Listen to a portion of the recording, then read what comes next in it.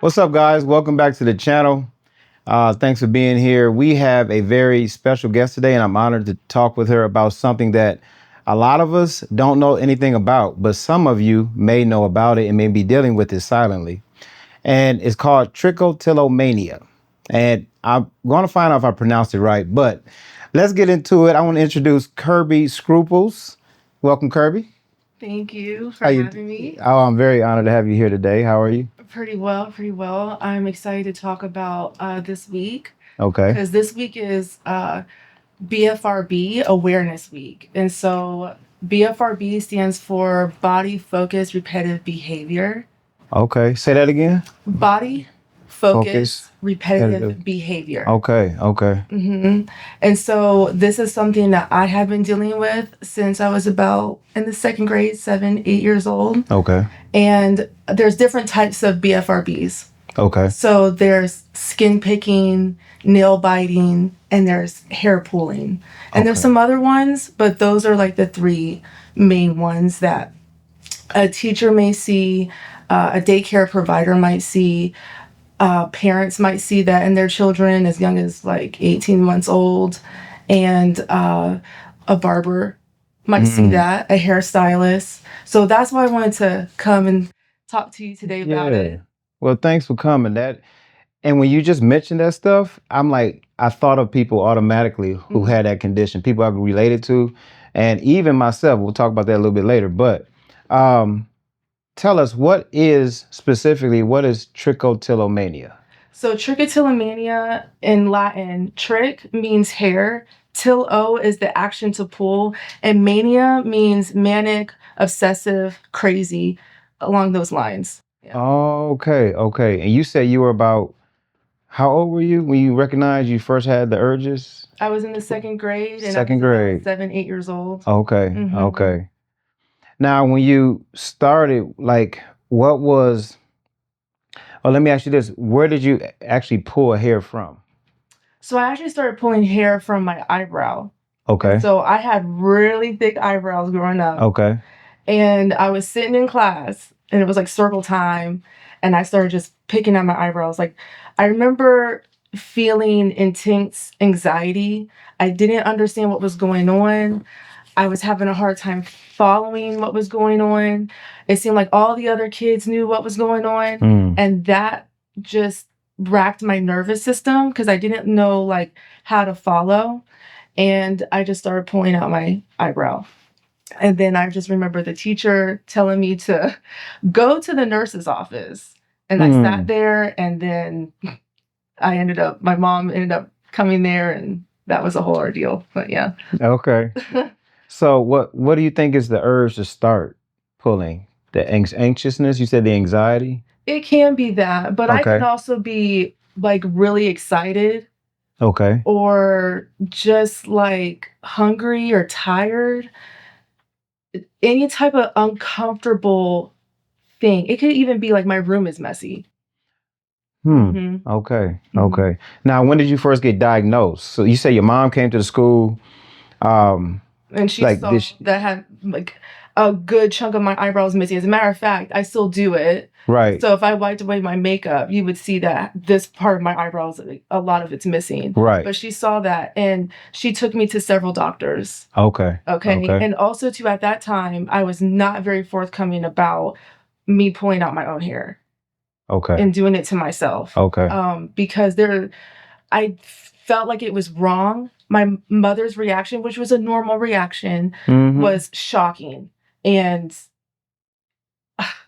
I just was like, I was scared of my teacher. I was scared going to, Bible study. I had a sense of fear there. I had a sense of fear at home because I just didn't feel like I knew what was going on. I wasn't able to follow. So I was feeling a lot of shame and guilt because I was doing it to myself. So I was scared to admit that I was pulling out my own hair. But of course, adults know, Right. it was hard for me to hide. It was hard for me to resist the urge to pull. Yeah. So they were seeing me through the rearview mirror in the car or out the corner of their eye or something like that. So even though I wasn't admitting it, they did still see me as a child doing that. Yeah. And the doctors just had no idea. They knew nothing at that time. They knew nothing about it. At that time. So there was no actual diagnosis or a term for the condition at the time? There was. Okay. The doctors in the area I was living in at that time, they did not know. So very specialized doctors. And even to this day, there's not a lot of physicians that are aware of it. Okay. All right. I'm sure, because when I first learned about the term, when you talked about it, I was like, wait a minute, that sounds like me a little bit. Because there are times where I would just go through my beard and I would just pull, and before I know it, I look down, I got all this hair. Okay. I got all this hair that then fell down. I'm like, stop. One time I even had a patch in my beard, so I ended up shaving my beard down, letting it regrow. So I can kind of relate to what you were talking about when you turned, but I never heard of a term for it. Right. So there's plenty of individuals such as yourself that have that habit and they think it's just them, and they don't think to look it up and say, why do I pull my hair out? Or why do I pick my skin? Or why do I bite my nails this bad? Yeah. You know? Yeah. And so it's to a point where like you're kind of ruining your image a bit. So there's mild forms of it and there's severe forms of it. Okay. So yours, and it can vary at different times. Yes. So yours might be a mild case, but it could go severe if you're dealing with something that's making you feel uncomfortable, or, you know, or someone like me, it could just be any given day. Okay. Okay. So it's been something ongoing for you basically most of your life. That's correct. Been dealing with. Okay. Now, do most people overcome it? Do you know if people overcome it, or it's something that they battle with? They just always will battle with it. Okay, so for someone who has more of it in the mild sense, it's like, you know, every once in a blue moon. But for someone like me, I have a severe case of it. So this is a life stunting disorder. Okay. Okay. I was going to ask you too, in the moment when you're pulling hair, how do you feel in the moment and then afterwards? In the moment, I get a sense of like a euphoricness. Okay. And it's a self-soothing thing. And but at the same time, there are times where I don't even know I'm doing it. It's not until like I'm seeing it on my shirt, or I'm seeing it on my paper as I'm doing work on my computer desk, or I see it on the sides of my car or along the bed. And I'm just like, oh, because then afterwards it's like, oh, I go run to the mirror and I try to figure out how bad is it, you know, and that it can be devastating. Yeah. Yeah. And I want to ask you too, along with that, how does it affect your daily life, like relationships, your work, your confidence, school, anything like that? How does it affect it? It severely has affected my confidence. Yeah. I am also grateful for it though, because at a young age, I had to get some thick skin, and I struggled a lot with that when I was younger. But as I got older, I became more confident and sure of myself, even though I still suffer with, with trichotillomania. I still pull, and I've had a lot of different hairstyles. So I've had a lot of different comments and reactions and things like that. So I had to kind of just face the world because I couldn't hide. I still had to show up, I was, and the type of person I am, my emotional makeup, like I like to be out doing things and things like that. But I also know not everybody has the same type of emotional makeup. So I really felt for individuals who were suffering with trichotillomania in particularly, because I pull from not just my eyebrows, but also my scalp. Yeah. And so, like I said, I wore a lot of different hairstyles, and it can be off-putting for some people. And if you don't know how to face the world and deal with that, then you can just hide. You can just hide in your room and really not be like a productive citizen in the world, or hone in on your natural born talents, and like you're stuck and you don't flourish the way you would want to as a person. No, that makes sense. I was going to ask you too, like, do you believe talking about it being an advocate for it, do you think like that helps? It definitely helps that when I had the words for it, Yeah. it helped me gain my confidence, because for someone else, they could say they have some type of disorder.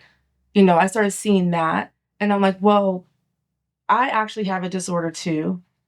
And I can say that because everybody else seems to be understanding of their situation. People will be understanding of my situation as well. And so even though that mine is a little bit more, I can hide it, disguise it through makeup and hair pieces and things like that. The people who know me closely, there's like, why did you just switch up so quickly? That kind of thing. And so I get those kind of questions, or I get like, why don't you just wear your real hair? Those looks and things like that. Yeah.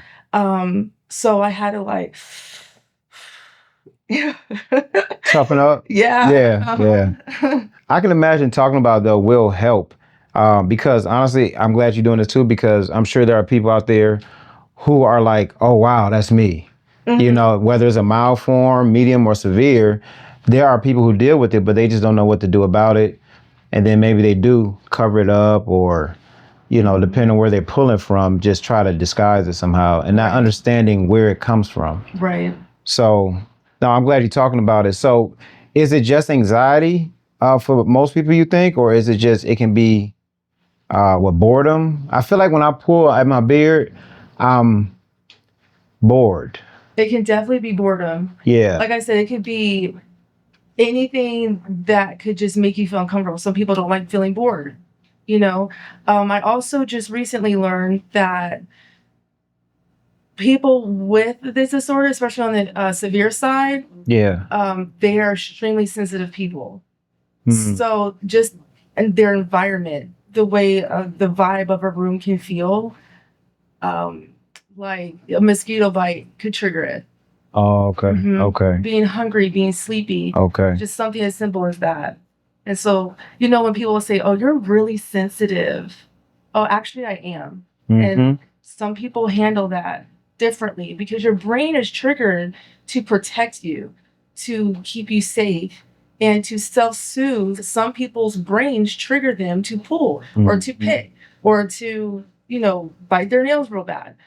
So it's a safety mechanism for the brain. But made me think. I had a sister growing up who she would chew all her nails down, and then she would go to her toenails. You know what I mean? Like, and I think it was stress related or something. But we were kids. Nobody never did anything about it. It was just something she just did. So I thought about that. Was there ever a time? So what's one of the toughest moments you ever had in dealing with it that you can recall? Like a certain day, maybe you had an event to go to or something, or was there ever just this one moment that sticks out? It's all the time. It's all the time, huh? Okay. Going to school and say growing up going to school, say I prepared a hairstyle the night before and I slept wrong. And so the hairstyle could get messed up. So now you can see the entire missing patch of hair. Right. And now I have to scramble to figure out how to fix it. You can't wear hats at school. You can't really wear too many different head coverings. Right. So that even showing up today, I felt like I was like, oh, this didn't come out the way I wanted it to, but I'll just make it work. And we're our own worst critic, Of course. So I can't think of a one particular time right now at the top of my head where I was just like, to me, that happens often. Okay. Yeah, for me. Okay. Yeah. Do you think there are certain strategies or tools or anything that you can do to kind of manage the urge? Like you said, sometimes you don't even recognize it, right? Are there times you recognize I'm about to start pulling and I can stop, or? Yes, there are times like that. If I'm really upset, that's a time where I know I need to make sure that I have my hairpiece on or a scarf, a hat, or like some type of fidget toy. Fidget toys don't really work for me personally. I know it's helpful for other people. And what's fidget toys? So fidget toys are just like trinkets that somebody might have. Okay. So you know those fidget spinners, and they Yeah. okay, so that's one. If I was to have a trinket or a fidget toy, it would be a fidget spinner. Okay. Because it's quiet. I don't want to hear the noise. Right. Because some of them are clicky, and then they're like you can wiggle, like maneuver your fingers all through it, and it's just something to occupy your mind. That's right. Because that's what I feel like it is. It's almost like a. And then let me just say, so I'll pull some time and I'll be like, okay, last one. You ever do that? Like this is the last pull, and I'll stop after that, but then you just because that self-soothing feels good, and it like releases some type of. This is how I'm describing it. Some like euphoric feeling for me personally, and sometimes I just don't want to stop. Like relief. Yeah. Isn't it like an intense relief? Yeah. Now, what role does like family and friends, like what role do they play with, and what role do they play in helping you kind of deal with the condition? So when I was about in the 3rd grade, I diagnosed myself. This is a pretty diagnosable disorder. Okay. And this Google didn't even exist then. Okay, it was Ask Jeeves. I went to askjeeves.com. What? What is that? Askjeeves.com. I ain't never heard of it. Okay. So it's a website though, obviously. Yeah. It was a search engine. Okay. And I typed in, why do I pull my hair out? And so what populated was a bunch of stuff. And I'm 3rd grade. Okay, internet's still new. I'm figuring it out. But I came across this article where this woman in the UK said that this disorder is called Trichotillomania. And I remember printing it out and showing it to my dad. I was so excited. Like, there's a name for this. I thought I was an alien. I thought I was just out of this world for real. So I was just like, I can't believe this is a thing. But then I also thought, and I showed my dad, and his reaction was like, oh, good. That was a reaction? That she found something? My dad doesn't have very strong reactions, so that was kind of typical. But he was like happy that I found a name to it, right? But then I immediately thought after, like, I was always told I was unique, okay? But there's I don't want to put labels on everything, but there's good and bad, and this was a uniqueness that I just didn't want to have. I was like, I'm so unique. I'm like the one person in the United States with this disorder. Because you probably think you're the only one, right? Exactly. At that time, I did. Yeah. Because I remember my mom taking me to doctors and they didn't know. So I'm like, this is so rare that even the doctors don't know, kind of thing. Right. But I kept researching and kept looking, and because I wanted a cure. I was like, I'm going to find a cure. I'm going to heal myself. I'll be free of this. And year after year after year, even to this day, no cure. So I'm like, oh, okay. And I kept being told this is a lifelong disorder. So what my family did, just to go back to answer your question,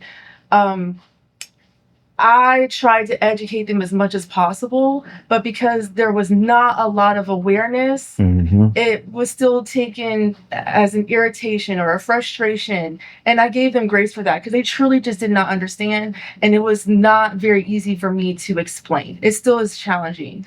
And, but my sister, what she would do is she would see me, like, we could just be in the house, whatever. And then she'd be like, awareness. Okay. Yeah. And so, growing up, I was like, oh, I'm never going to get a boyfriend. I'm never going to be in a relationship. Like, I'll just, at the time I grew up in a high controlled religion.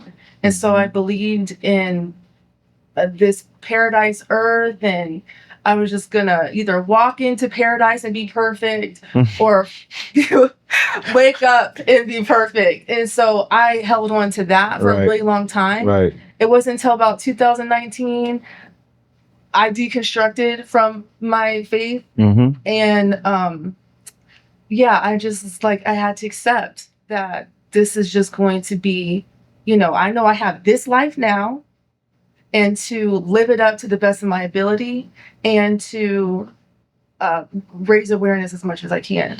Now, did you start after you left the religion? to start speaking out about it? Or did you do it before? I did it before, but I was really reluctant. I would show up, like when I say show up, like on social media and talk about it, show my good, bad, and ugly. Because I would show my face. I like, this is what I look like waking up. Mm-hmm. And also too, because social media, at the time how I had made my profile, I was able to come up with a different name. I didn't have my real name out there. Okay. So it wasn't like friends and family were able to follow me. I got So you. I felt more free to expose myself. Okay. So I would show like the process, like this is like how I'm waking up or how I'm starting the day. This is what I'm doing in the midst. I'm using these products. I'm using this technique to cover up this missing patch or whatever. Right. And like this is the end result. And I got quite a few people enjoying that type of content. And then I made friends that way who also have the same disorder, met up with them in person. So that was pretty cool. Nice. And I'm sorry, to go back to your question, what was the question?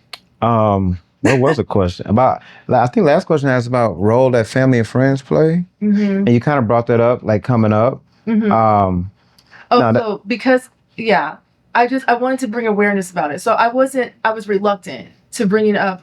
Oh, about talking about it. Yeah, that's right. I was reluctant at first because I knew I wanted to help other individuals with a disorder. Right. And because of that, I was like, I discovered nonprofits because of the religion I grew up in. They told the members, don't donate to any other charities or nonprofits or anything like that. Only to our religion, because this is the one true religion. Mm-hmm. So I was like, I can't go around talking about I'm a founder of a nonprofit. I was just like, be in that back room. Yeah. right. I'm going to get, counseled and, Anyway, so I didn't know how to do that. So I stepped away. Then I came back. Then I stepped away. Mm-hmm. Then I came back. But then after deconstructing, and that was around 2019, the end of 2019, is when I was like, I'm free of this. Because I even went and got the EIN number. I didn't know nothing about starting a nonprofit. Right. I was just figuring it out. Right. Through YouTube University. Right. And so I was doing the steps, but then I'd go away. So that's how that started and how it went. But yeah. I was gonna say first before I think it's awesome that you were able, for one, I think it's great that you even remember second and third grade. Like, well, but the fact that you were in the third grade and you tried to find something about the condition. You know what I mean? Like you said, the internet really wasn't going on there like that, like it is now. Now information is abundant. So I think that's amazing that you did that. And also being able to, because for those who don't know, we both grew up Jehovah's Witnesses. That's just put it out there. And it's something that we both stepped away from. And I meant to ask you this, do you think that played any kind of part? I do, because I had a lot of fear. Yeah. There was a lot of fear that I was having. I didn't have some of the fear that some other, former witnesses would say. Like if a thunderstorm came, I wasn't worried that Armageddon was coming. So that wasn't me. I was more worried about like my behaviors or bad behavior. Okay. Because I was acting out. So I'm just like, oh, so because I did this thing and now Jehovah or God is going to, I'm going to get in trouble and I'm not going to gain his favor, that kind of thing. Yeah. And I was just being a child. Right. And having to learn. Okay.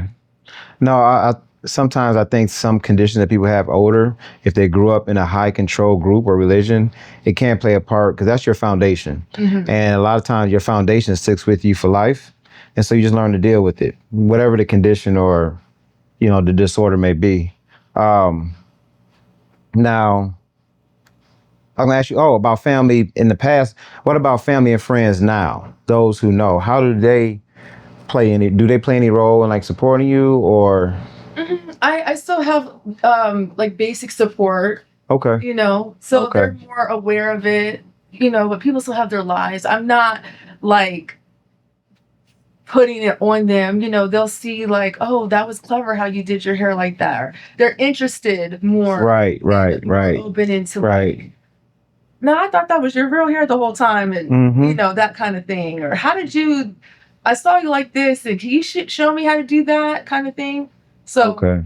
as far as like, that kind of acceptance, but Now, for people who are dealing with it, people watching now who may be dealing with this and they never knew a name for it, but they know they have this disorder, uh, what kind of what can you tell them? Like, what kind of strategies or what can they do? Can they find support, resources, and also give us the name of your nonprofit foundation too? okay. So the name of my nonprofit is called the Trick to Stop. Okay. So it's a play on words. And there's just tricks to prevent you from pulling. So wigs and other type of barriers to prevent you from pulling, specifically the scalp. And so for individuals who didn't know about different BFRBs and trichotillomania in particular, I would say a lot of that is because of shame and guilt, and maybe to their level of severity with it. So if it's extreme, then people are a little bit more motivated to look it up. Or if it's been a common thing throughout their life, then another family member might come across it and will reach out to them, or a person close to them will reach out to them and say, "Hey, I came across this. This is what you have." And a lot of people have so much shame that they don't even look it up. That's how intense it can be. So, like I said in the beginning, my emotional makeup is a little bit different because there's been so many people that I have come across or who have sent me messages from all over the world and have said, if you didn't show up online, I would have never known that I have this disorder. And sometimes their case could be even more extreme than my own personal. Okay. And I'm thinking, like, you've just been hiding all your life. Yeah. There's like older individuals who could be my mother that are doing it. And it's not just a woman thing or a girl's thing. This can happen to any gender. So with guys, a lot of times that I've had a few guys reach out to me and say, "Oh, I've been doing this," and they pull from their scalp. They just shave all their hair off. Some people have so much shame that they won't even look it up. Yeah. And so I've had people from all over the world reach out to me, and it's not just women, it's all genders. Yeah, like you said, guys can just shave it off. That's why I was thinking, like, man, if I didn't have no hair, then you can't pull nothing. Right. You know what I mean? Yeah, but when you have it, I can see how that can be an addition. So I'm glad that you're able to talk about it because people have, like you said, you felt like you were alone. So now people have someone that knows about it. They looked it up. They can talk about it, and it may give them the courage to like speak out about it too, or to find ways to try to deal with it, I guess. Now there are no medications. So there are some medications. Okay. Now I was hearing that it was genetic, but no one in my family does it. So I do have a daughter, and she does bite her nails pretty bad. Okay. So she's a mild severe, it's somewhere in between, Okay. And but outside of me and my daughter, no one else really has any BFRBs. But what I recently found out is that there is some type of substance abuse or a trend of family members being alcoholics or drug abusers, then that can pass on to the children somewhere in the line. So I recently found that out. So there are some medications, I don't know the names of them. Okay. But it's like a 50-50 chance of helping. Okay. Now, what kind of specialist was somebody go to? A psychologist. Psychologist. Okay. Or a dermatologist, or possibly even a psychiatric person. Okay. Okay. Because they're going to know mostly about it. Now, dermatologist is going to just be able to know that you're pulling and see that your hair is able to grow back, that kind of thing, because they're going to examine your scalp, your skin, all over, right? Right. And a dermatologist can write you a proper diagnosis. So I just got my proper diagnosis last year. Really? So I was very, very happy about that. Oh, good. Okay. She vaguely knew about it. Right. And she had to do some research, but she was able to write me a diagnosis and then use there's like certain codes for prosthetics. So Okay. there's cranial prosthetics. So that's a type of hairpiece. So if you have insurance, there you can get cranial prosthesis, Okay. but Trichotillomania isn't listed on one of them. And so that is one of the things that I want to work on getting for the Trichotillomania community, Okay. as for health insurance companies to recognize that. That would be big. That would be big. Now, is there something that we didn't cover that you would like to share? Well, see, online mostly you're not seeing all nationalities of individuals. Okay. So you're mostly seeing Caucasian women with the disorder. And I wanted to speak out about it because I'm a person of color. And this month is also Hispanic Heritage Month. Okay. And so Bfrb falls in the 7 days. And I think Hispanic Heritage Month ends the 15th of this month. Okay. And so that's another reason why I want to talk about it, because one of my programs in the nonprofit is catered for Black and brown people of color, and especially for those who are low income. Okay. Because Okay. it can be very, very costly. And so right now, health insurance companies don't cover cranial prosthesis unless you have a certain type of alopecia or cancer. Right. Then, you're left with figuring it out yourself financially. The cranium prosthesis. What is that? Cranial prosthesis. Cranial prosthesis. It's a prosthetic. It's a prosthetic. Yeah. So what is it actually? Like, so it's a hairpiece. So like, oh, it's an there's actual certain type of hairpiece. medical grade Okay. of like hair pieces. So a lot of times people might see it with like toupees for men. Okay. Oh, now I got you. Okay. Okay. Yeah. So there's different types of hair pieces or wigs or like clip-ins or things like that. Okay. And some are medical grade. And that is where my goal is, to be able to get individuals who have trichotillomania to be able to get a cranial prosthesis covered through insurance. Got you. That would be big. That would be huge. Yes. I'm sure a lot of people would appreciate that. Yeah. And so I wanted to ask you, because based off your background with being a barber, Yeah. have you noticed anybody with this disorder? So when I think about it, I don't believe, and if I did, I don't remember, but I know people have like skin disorders, but I never really noticed patches. Okay. If that makes sense, when people pulling, you know what I mean? Now that I know more about it, now obviously I'll be a little more maybe aware. Some people have had spots of just alopecia areata, where it's just bald spot that they didn't pull. But no, I haven't really noticed it.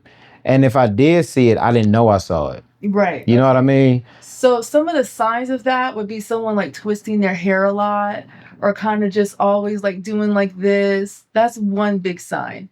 Okay. And so that's another one of my goals, is to reach out to barbers and hairstylists so that they can kind of make their client feel comfortable, ask probing questions, like, oh, I noticed this. And that way you're able to point them to some resources. Okay. Okay.